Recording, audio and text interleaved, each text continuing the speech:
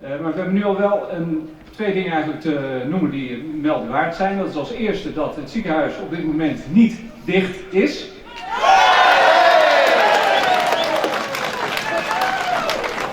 Nou, dat is toch absoluut een heugelijk feit. Hè? Het is de rechter gelukt om het ziekenhuis wel dicht te krijgen, hè? Dat moeten we ook wel zeggen.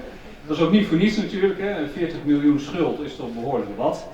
Maar dat neemt niet weg dat we in samenwerking met de curatoren het afgelopen weekend, zowel de zaterdag als de zondag, in de duisternis met elkaar gesproken hebben om het ziekenhuis dus nu weer open te hebben. Dat betekent dat iedereen nu weer toegang heeft tot het ziekenhuis. Dat betekent voor de polyklinische zorg bent u allemaal weer welkom.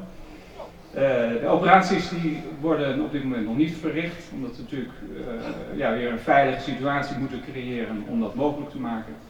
Maar de polyklinische verrichtingen zijn allemaal mogelijk en ook de diagnostiek. Ik ben radioloog, dus ik hou er heel veel van om dingen op de foto te zetten en zo. Begrijpt u?